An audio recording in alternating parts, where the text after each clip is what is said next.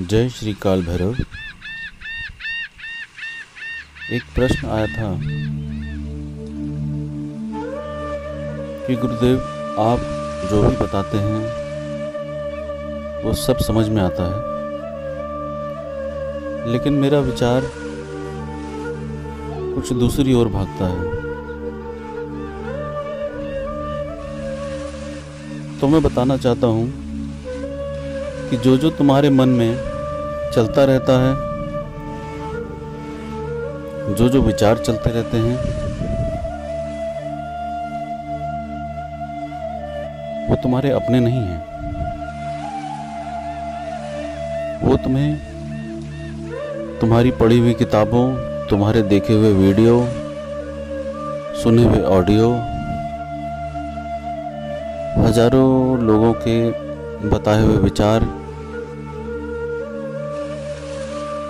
और दूसरों के अनुभवों से जो तुमने अपने अंदर संजो के रखा है वही बार बार निकल के आता है। और क्योंकि हमारी प्रवृत्ति ऐसी होती है कि हमें कुछ चाहिए, कुछ ऐसी जगह चाहिए, कुछ ऐसा स्थान चाहिए जहाँ पे मेरा अहंकार खड़े होकर कह सके कि मैं सिद्ध हो गया, मुझे ईश्वर मिल गया। क्योंकि सबसे बड़ी उपलब्धि इस चेतना की मुक्ति है, ईश्वर प्राप्ति है, अहम ब्रह्मास्मि का अंतर आत्मा से उद्घोष है। और लगभग सभी विचारों की गति ठीक उसी तरफ है। जब मैं कुछ बताता हूं तो मैं भीतर के शून्य से बाहर आके तुमको अपने शून्य में खींचने का प्रयास करता हूं। कुछ हद तक तुम आ भी जाते हो। तुम कहते हो कि आपके सामने जितने प्रश्न हैं वो सब गिर जाते हैं। बहुत सारे प्रश्न पूछने का होता है, लेकिन आपके समक्ष नहीं पूछ पाते हैं। आपकी बातों में ऐसा खो जाते हैं कि हमारे प्रश्न ही हमें याद नहीं आते हैं। कुछ साधक मित्रों का और कुछ गुरु पद पर बैठे हुए साधकों का यहाँ तक का अनुभव रहा है कि बहुत सारी शक्तियाँ हैं, बहुत सारी सिद्धियाँ हैं, बहुत तेज दिमाग है, बहुत बौद्धिक क्षमता है, लेकिन मेरे समक्ष बैठते ही न तो उनकी शक्ति काम करती है, न तो उनके विचार ही आ पाते हैं, न तो वो कुछ सोच समझ पाते हैं। ऐसा कई बार हुआ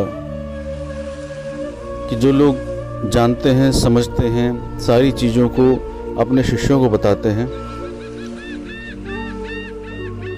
वो मेरे समक्ष एकदम से शून्य हो जाते हैं।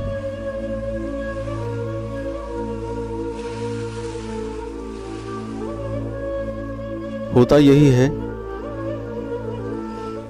कि जिस महाशून्य में मैं उतर चुका हूं, वह स्वतः मेरे पास आने वालों को उसमें डुबाना शुरू कर देता है। वो है ही इतना महाशून्य, इतना गहन, इतना तेज कि वो किसी को ऐसे अकेले छोड़ने को आतुर ही नहीं है कि कोई भी इस प्रकार से तड़पता हुआ छूट जाए।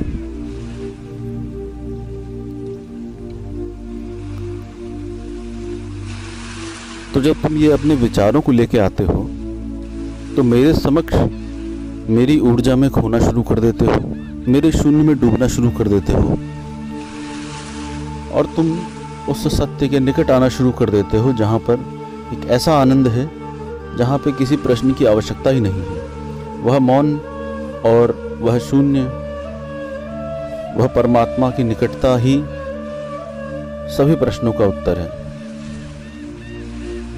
और वो तुम्हारे हजारों भगवान, हजारों किताबों से पढ़े हुए ज्ञान सबको झुठलाना शुरू कर देता है।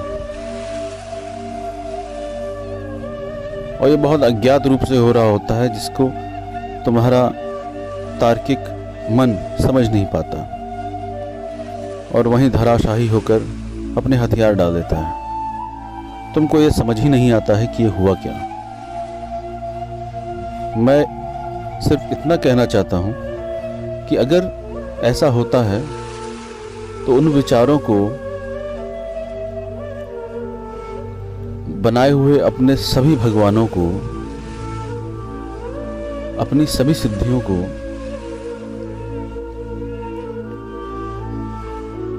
जितना भी तुम्हारा किताबी ज्ञान है, YouTube का ज्ञान है, ऑडियो का ज्ञान है और वह सभी ज्ञान जो तुमने संजो के रखा है, अगर वही सत्य है तो तुम मौन क्यों नहीं हो? तुम भीतर से शांत क्यों नहीं हो? तुम मेरे पास ही आके क्यों शांति का आभास करते हो?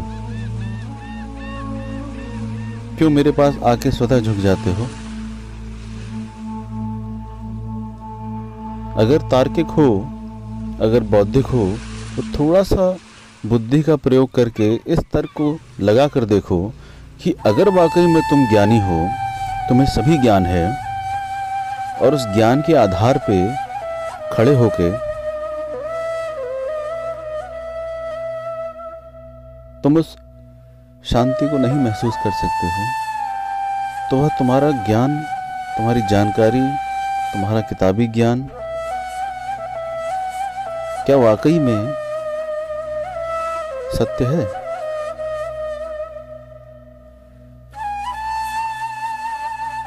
और देखोगे ईमानदारी से तो पाओगे कि वो सत्य नहीं है।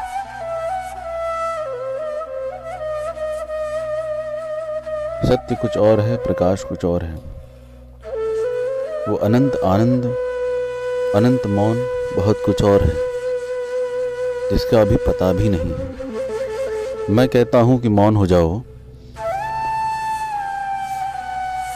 तो लोग चुप हो जाते हैं और सोचते हैं कि मौन हो गया, लेकिन ऐसा नहीं है। चुप होने का अर्थ मौन बिल्कुल भी नहीं है। कुछ लोग सुख की अनुभूति को आनंद कहना शुरू कर देते हैं कि हम बहुत सुखी हैं, हम बहुत मस्ती में हैं, तो हम आनंदित हैं। आनंद की घटना भी बहुत गहरी है, बहुत गहरी है, इतनी ज़्यादा दुर्लभ है कि जब तक तुमने अपने अहंकार को नहीं छोड़ा, अपने मैं को नहीं छोड़ा और तुम्हारा संपूर्ण अस्तित्व नहीं छूट पाया, तब तक आनंद घटना बिल्कुल असंभव है। तो जब तुम अपने मन की बात करते हो कि मेरे विचार अलग चलते हैं, आपके विचार अलग चलते हैं, और जब आपके सामने आता हूं या आपसे बात करता हूं तो मैं आपके साथ बहने लगता हूं।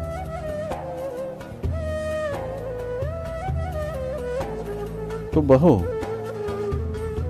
क्योंकि वही सत्य है।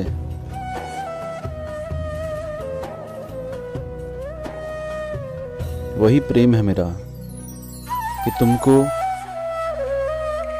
उस ऐसे अंधे कुएं में डुबो देना चाहता हूं जहां से तुम कभी नहीं निकल पाओगे। और तुम ये सोच लो कि तुम बचे रह जाओ, तुम्हारा सारा ज्ञान बचा रह जाए, तुम्हारी सारी जानकारी बची रह जाए, तुम्हारा जन्मों की संस्कारों से एकत्रित जो तुम्हारी समझ है वो बची रह जाए, और दूसरी जेब में तुम्हारे भगवान का अनुभव भी होना शुरू हो जाए, तो ऐसा कभी नहीं होगा।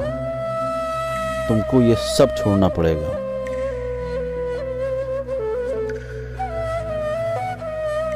सब कुछ छोड़ना पड़ेगा। अपने पूरे अस्तित्व की एक एक कोशिका, एक एक अणु और परमाणु में जो भी तुमने संचित ऊर्जाएं इकट्ठा करके रखी हैं, सबसे तादात्म्य तोड़ के, सबको निरर्थक मान के उस शून्य में अपने आप को सरेंडर करना पड़ेगा। इतना आसान भी नहीं है, क्योंकि अहंकार बहुत मजबूत होके बैठा रहता है। वो नहीं चाहता है कि उसने जो संचित करा है इतनी मेहनत से 10, 20, 50 साल लगा दिए, उसने चीज़ों को संचित करने में अपनी पूरी उम्र लगा दी, कैसे उसको छोड़ दें। और उस चीज़ के लिए छोड़ दें जो उनको अनुभव ही नहीं है। तो वो ये चाहते हैं कि पहले मैं अनुभव कर लूँ, पहले मैं जान लूँ, समझ लूँ कि हाँ ये वही आनंद है, तब मैं इसको छोड़ दूंगा। तो इस बात के लिए आप हमेशा ध्यान रखें कि ऐसा आपके साथ कभी नहीं होगा। आपको सब कुछ छोड़ना पड़ेगा, उसके बाद ही कुछ आपके साथ घटेगा।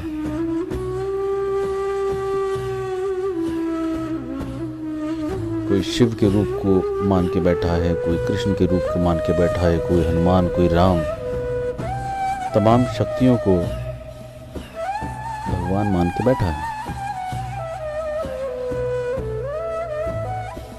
वो सिर्फ अलग अलग चेहरे हैं उसी एक सत्य के, उसी एक परमात्मा के। लेकिन आप उस एक चेहरे को कहो कि वो परमात्मा है, तो ऐसा नहीं है।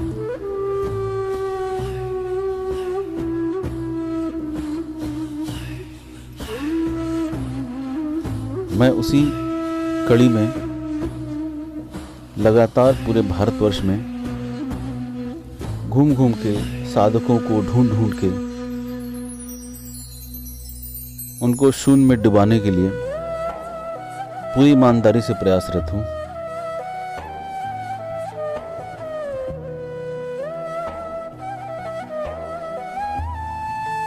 अब तो विदेश से भी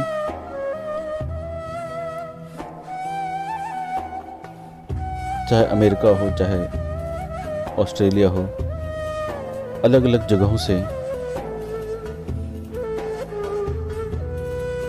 उन तड़पती हुई आत्माओं का निमंत्रण आ रहा है कि गुरुदेव हम नहीं आ सकते हैं और हम यहाँ बहुत लोग हैं, तो हम चाहते हैं कि आप एक बार हमारे स्थान पे आके हमको भी उस शून्य की अनुभूति करवाइए। और यह अक्सर हुआ है और हर युग में हुआ है कि जिसको जो वस्तु आसानी से उपलब्ध हो जाती है उसकी वो कद्र तभी कर पाता है जब उससे दूर हो जाती है।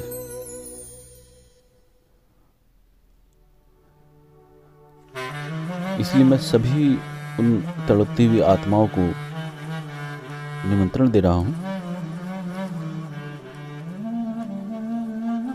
कि हमारा एक बहुत भव्य शिविर जुलाई में होने जा रहा है, गुरु पूर्णिमा के अवसर पे।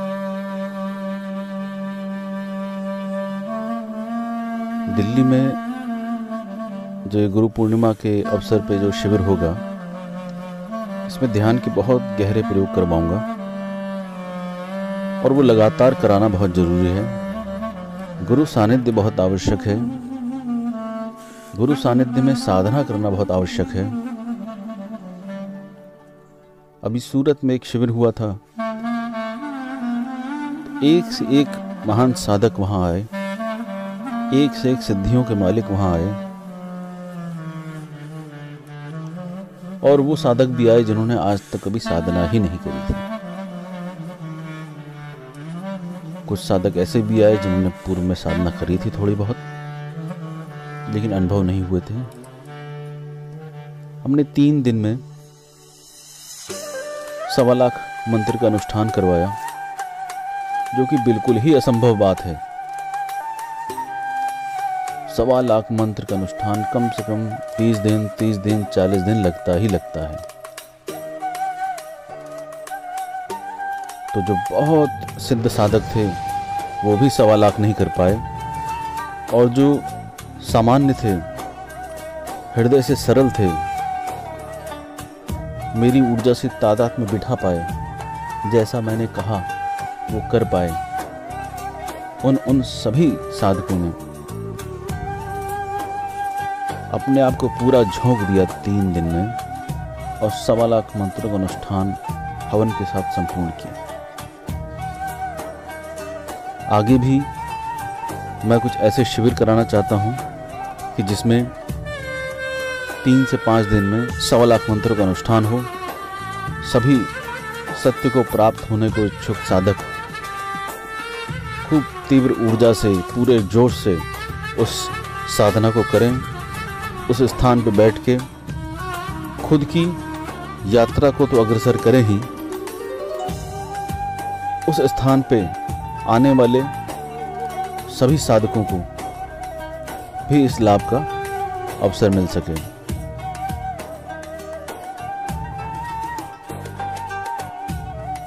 तो अंत में यही कहूँगा कि जो भी जुड़े पूर्ण समर्पण से जुड़े। बिना पूर्ण समर्पण के मेरे साथ जुड़ने से आपकी यात्रा आगे नहीं होगी। विचारों को अपने छोड़ दे बिल्कुल, क्योंकि उनके माध्यम से अगर आपको कुछ मिलना होता तो अभी तक बहुत कुछ मिल गया होता। बिल्कुल छोड़ के आए, बिल्कुल सरेंडर होके आए, पूर्ण श्रद्धा और अंधविश्वास से आए। और इसका पूर्ण रूप से वादा करता हूँ कि मेरी तरफ से पूर्ण ईमानदारी बरती जाएगी यदि आप समर्पित होकर साधक रूप में मेरे पास आएंगे। क्योंकि अगर आपने इतना काम कर ही दिया तो फिर आपको उस महाशून्य में डुबाने से कोई नहीं रोक सकता। और सिर्फ बात की बात नहीं है, मेरे साथ बहुत अच्छे साधक जुड़े हैं जो कोई प्रश्न ही नहीं करते। उनके विचार ही धीरे धीरे गायब हो गए और वो उस आनंद के करीब आ रहे हैं जिस मस्ती में डूबने की मैं बात कहता हूँ बार बार। तो मैं आप सभी सुनने वालों से जो इस ऑडियो को, वीडियो को सुनेगा, प्रार्थना करूंगा कि सत्य को फैलाने में काल भैरव ध्यान संस्थान की मदद करें और सभी को उस ध्यान और मस्ती और समाधि में डुबाने के लिए प्रयत्न करें। दिल्ली में होने वाले इस भव्य शिविर को खूब ऊर्जावान, खूब सबल बनाएं, ताकि अगर आप नहीं भी आ पाएं तो जिसको आप भेजें उसकी दुआ ही आपको आपके उन पाप संस्कारों को काटने के लिए संपूर्ण होगी। गुरु पूर्णिमा दिल्ली शिविर में अवश्य आएं ध्यान की गहराइयों में डूबने के लिए। जय श्री काल।